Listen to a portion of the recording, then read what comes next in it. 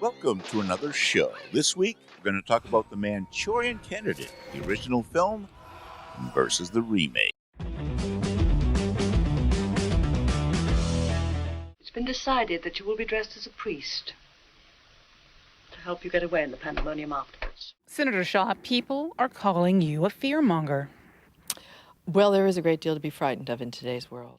The Manchurian Candidate is a remarkable piece of cinematic history, both in its original form released in 1962 and its remake in 2004. This document aims to explore the differences and similarities between the two versions, analyzing their narratives, characters, and stylistic choices, as well as their reception and impact on audiences.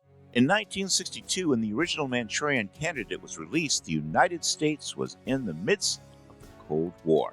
The threat of communism and the fear of brainwashing were prevalent themes in American society. It was directed by John Frankenheimer and stars Frank Sinatra, Lawrence Harvey, and Angela Lansbury. The film was based on the novel by Richard Condon, and it played on the paranoia of the era, presenting a gripping story of political conspiracy and mind control. It is wonderfully directed by John Frankenheimer. The outrageous premise of The Manchurian Candidate is that right wings are actually doing the bidding of Soviet communist Russia. It's downright bizarre, isn't it? The story begins during the Korean War. A group of American soldiers, including two played by Frank Sinatra and Lawrence Harvey, is captured by the communists, and their treatment while imprisoned affects those soldiers in a specific way for years to come. My father was best when he was given the best material. He was self-motivated to go out and get the rights to the Richard Condon book, which is why we're all here today. I finally said to him, "What do you really think about doing it again?" And he said, "I don't think there's a better idea." Smile if you like. The movie I wanted to make was a paranoid thriller. Denzel Washington unraveling, going crazy, even as he tries to regain his own idea of what his sanity is. The 2004 remake was directed by Jonathan Demme and released in a post-9/11 world where the fears had shifted to terrorism and corporate influence. It stars Denzel Washington, Liev Schreiber, and Meryl Streep. This version updated the narrative to reflect contemporary concerns. Arm them with a young, vibrant vice president. We can give them heat, energy, give them a war hero with heart. To sweep us up into the White House with powers that will make martial law seem like anarchy. You know, this is very important. I want the nominee to be dead about 2 minutes after he begins his acceptance speech. The original film centers on Raymond Shaw, a former Korean War POW who has been brainwashed by communist agents to become an unwitting assassin. His mother, Eleanor Iselin, is part of the conspiracy. Intending to use him to manipulate political events, Major Bennett Marco, Shaw's fellow POW, begins to unravel the plot through haunting nightmares and a series of investigations. In the remake, the setting is updated to the Gulf War, with Shaw now a former soldier who has been brainwashed by a multinational corporation, Manchurian Global, rather than communists. The plot follows a similar trajectory, with Major Marco beginning to uncover the conspiracy through his own post-traumatic stress and vivid nightmares. In both versions, Raymond Shaw is portrayed as a tragic figure manipulated by forces beyond his control. In the original Lawrence Harvey, his Shaw is cold and detached, perfectly embodying the tragic and robotic nature of his conditioning. Liev Schreiber's Shaw in the remake retains this tragic essence, but is given more depth, showcasing the internal struggle and emotional turmoil he faces. Frank Sinatra's Marco in the original is driven by patriotism and a sense of duty, reflecting the military culture of the time. Denzel Washington's Marco in the remake adds layers of vulnerability and personal conflict, making his investigation as much about personal redemption as it is about uncovering the truth. Angela Lansbury's portrayal of Eleanor Iselin in the original is chilling and manipulative. She is the puppet master behind the conspiracy. It's all about imagination. And people don't give enough credit to the ability of one person, an actor, to imagine a shot where a woman is sitting comfortably in a chair and is suddenly hit with the weight and the force of a bullet.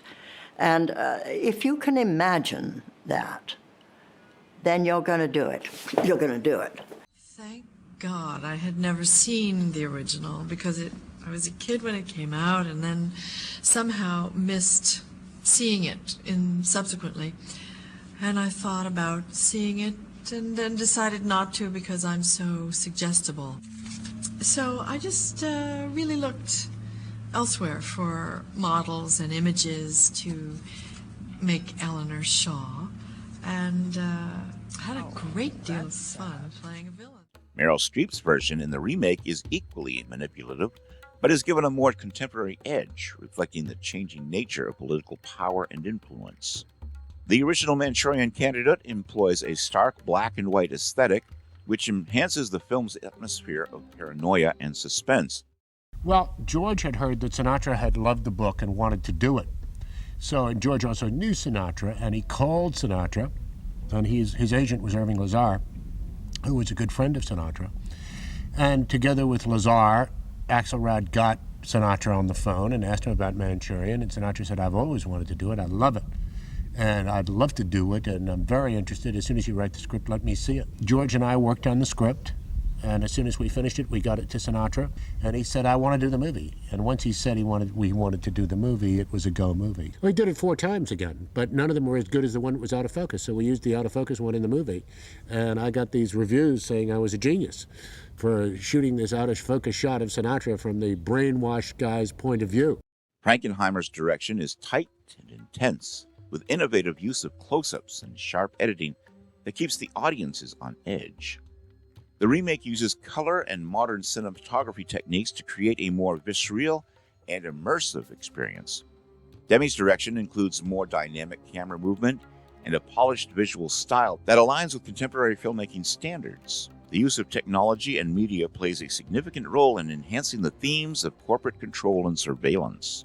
Upon its release, the original film received critical acclaim for its daring narrative and strong performances.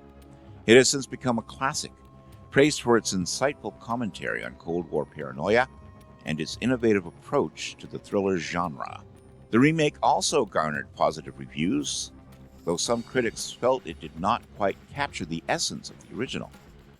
Nevertheless, it was praised for updating the story to reflect modern concerns and for its strong performances, particularly by Washington and Streep. The film succeeded in bringing the narrative to a new generation of viewers, highlighting the timelessness of its core themes. Both versions of the Manchurian Candidate offer compelling insights into the respective eras, using the framework of political conspiracy and mind control to explore deeper societal fears.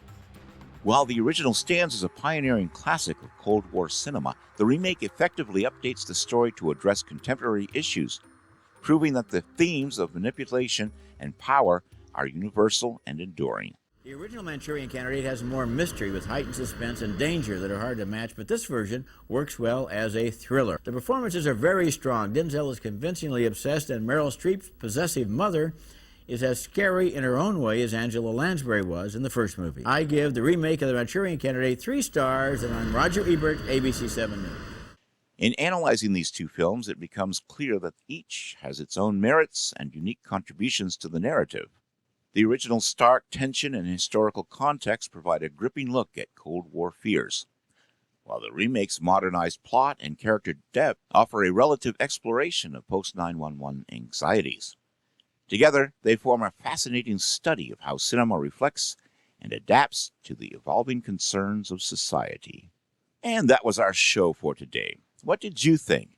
Are you a fan of the original Manchurian Candidate? Do you like what Jonathan Demme did with the remake of the Manchurian Candidate? Let me know your thoughts in the comments section below. In the meantime, I'd be honored if you subscribe to my channel, click the little bell to stay informed, share this video as it might help me grow on YouTube as well.